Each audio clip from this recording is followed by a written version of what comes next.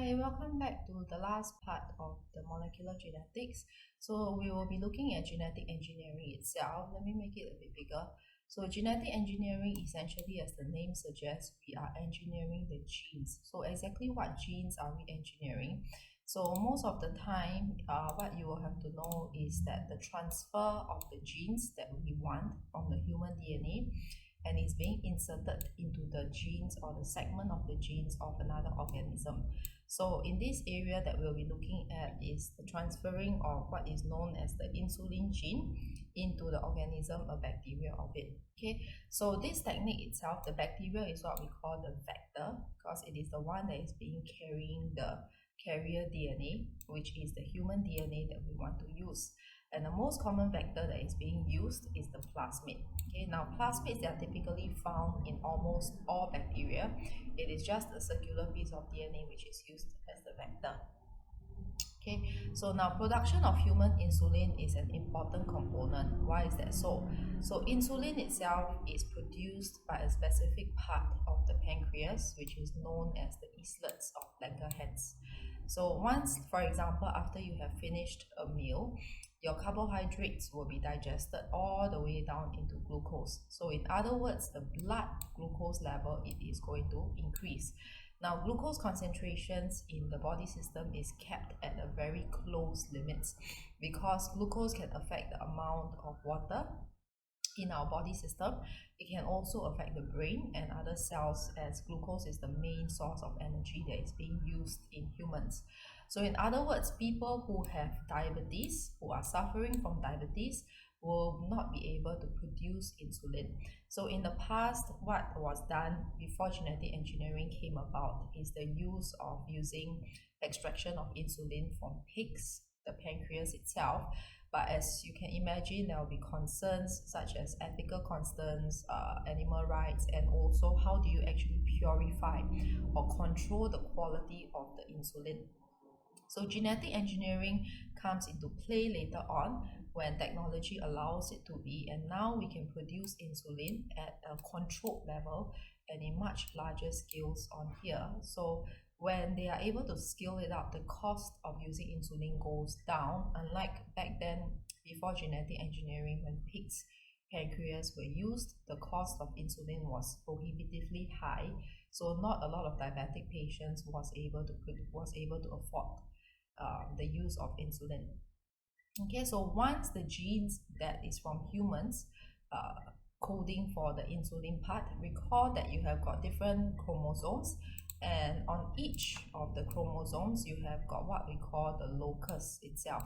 So if this particular locus itself is coding for insulin, essentially what it means is that a segment of the DNA, this particular gene, the segment of the DNA is the one that is coding for insulin, is inserted into the bacterial cell. Now, once it is inserted into the bacterial cell, it is now known as a transgenic organism. Okay, so these are the areas that will be used. Let's look at the picture that we have over here. So over here we have got the plasmid itself, which is a circular piece of DNA from the bacteria. So a segment of the human DNA was actually removed, the part that is coding for the insulin gene. So how is it removed? It is by using a specific enzyme called the restriction enzyme. Okay, so this is the part here, a specific point from the DNA coding for the insulin gene is being removed using what we call the restriction enzyme.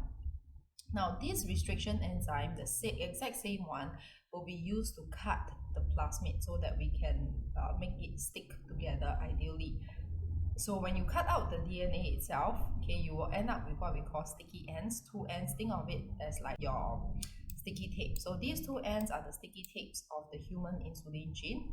By using the same restriction enzyme, it will end up with the complementary end of the same sticky end. We need these two ends to be complementary because later on what is being done is that these two sticky ends will then be ligated together, or what we call binded together. Okay, so we don't call it binded when we actually join them together, we call it ligated, and this is done by what we call the DNA ligase. Okay? So the human insulin gene is being inserted into the plasmid itself. Now at this point in time, you have got the circular DNA part of the bacteria, and over here we have got the human DNA coding for insulin, and this is what we call the recombinant plasmid, because the plasmid has now recombined with the human DNA itself. Okay, so once it has recombined, this plasmid itself is incapable of reproducing on its own. So how do we make it reproduce on its own into millions of copies? We mix it into a common bacteria.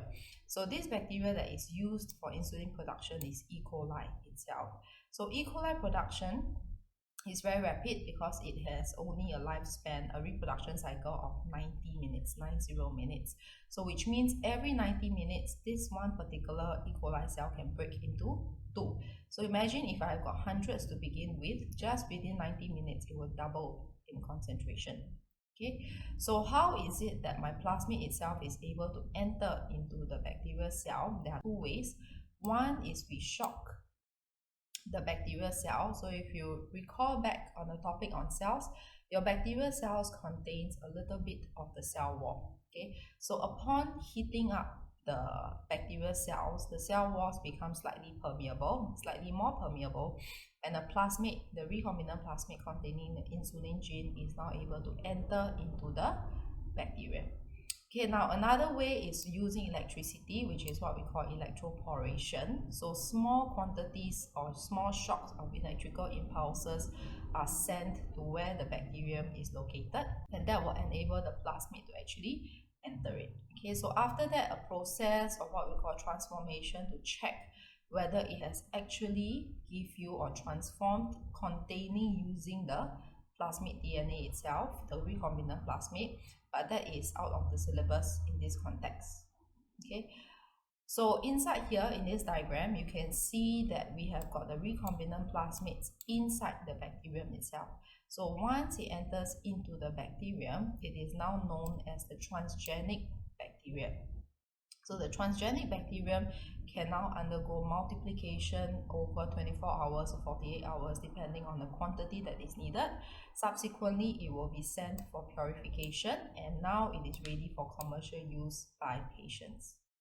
Okay, so genetic engineering is not just in medical sector, we also have it in agricultural use, whereby you can produce crops that are resistant to pesticides, herbicides, and infection. So in this case, this will be what we call a transgenic plant instead of a transgenic bacterium, because the plant itself will contain the gene enabling it to be resistant to all these components. Okay.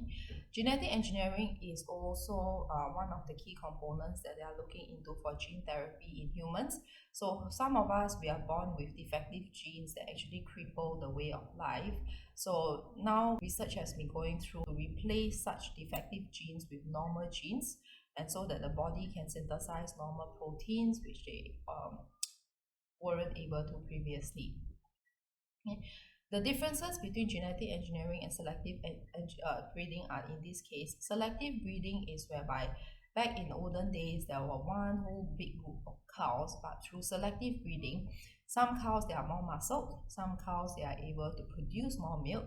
So over generations of breeding, only cows that have more meat versus cows who are able to produce milk, you end up with having different species of cows. So of course, in this case, you can see that it has to be closely related. It cannot be a cow with, for example, a sheep. Okay, whereas for genetic engineering, we can actually use human DNA versus bacterial DNA, so they don't have to be related at all. And since the genes for genetic engineering, they are carefully selected in the lab, defective genes are not really passed on to the next generation. However, in selective breeding, this is what we get when generations of dogs were breeded for their colors, or even for cats, domestic dogs and cats for their colors, coat, end up with defective genes being passed down, such as cancerous genes or genes that make them blind, so on and so forth. So breeding wise, because you're using generations and you are not using bacterial cell, it is a very slow process. Okay, and under each generation, the organisms will require more food and the growth rate is slower, whereas bacteria, we can just culture it in the lab and it's rapidly growing. Okay. So there are just some social and ethical implications for genetic engineering that you will have to know. So one of it over here, new strains of crops for plants, you produce all these components. So in a way it is good because, for example, golden rice is a product of a transgenic plant that is highly rich in vitamin A and iron. So this is really great because for countries that are less wealthy, like third world countries, most of the time the people, they are not able to access food that have high concentrations of the essential vitamins and minerals, so they often run into deficiencies. By doing this, they can consume the vitamin A, trace mineral like iron, etc., which enables their growth properly and reduce medical costs in the country as well. Okay, so some potential issues that we can face from here, now grouped it down into environmental, health, economy, social, and ethical. So environmental wise, genetically modified crops, yes, they have the ability to resist pesticide, but at the same time, they also able to produce their own pesticides. So by bioaccumulation, these pesticides, they might accumulate in our body and in the food. So similarly, the insects that will feed on all these plants, they will develop resistance to the toxins over time, causing their population to grow rapidly. Okay, because the ones that are able to resist it, they will survive it and pass on those genes to the next generation. So when the number of insects increase, that will disrupt the ecosystem because it can potentially destroy other crops and also increase the number of predators that feed on them, and the whole system is just imbalanced. Okay, some genetic engineering products, okay, they contain unknown allergens which can trigger immune system. The nutritional value might also be low. So for example, I can genetically modify tomatoes to look extremely red and fresh, but in actual fact, they could be old and nutritionally little. Since genetic engineering is still new, we don't know whether it can cause mutations in plants. So these mutations, we have to have a wait and see approach because it takes years for the mutation to take place, and these toxins can cause human health problems. Another thing is also for plants that have resistance to antibiotics, these genes can be picked up by the bacteria and transferred into humans, causing an antibiotic resistant issue in the human population. Okay, so all these genetically engineered plants, they are manufactured by major companies. So what these companies do is that they patent, meaning to say they put a price on the genetically engineered seeds, and they then sell these seeds at very high cost to farmers. So the farmers might suffer in that sense. Okay, and since all my genetically engineered seeds, they do not have genetic variation. So in other words, all the genes are identical. So if there is just one disease that attack these genes in the plants itself, due to the lack of genetic variation, the entire crops can fail, and therefore the farmers will have to go without crops for the entire season, which further worsens their financial issues. Okay? So of course, we have got opposition for religions and abnormalities. So religion wise, it is thinking how is it that we are possible to play around with the genetic makeup of organisms, be it plants or animals. In animals itself, when genetically engineered animals, most common one will be the genetically engineered salmon, which is very commonly sold in the market now. The genetic makeup of the genes is being changed. So over generations of it, the changes in the genes lead to mutations, and these mutations will then bring on to several generations when the animals breed within themselves. So with this will conclude molecular genetics. It also gives the student thinking process, as in how is genetically modified food or GM food itself is good or bad in the long run. Thank you for watching.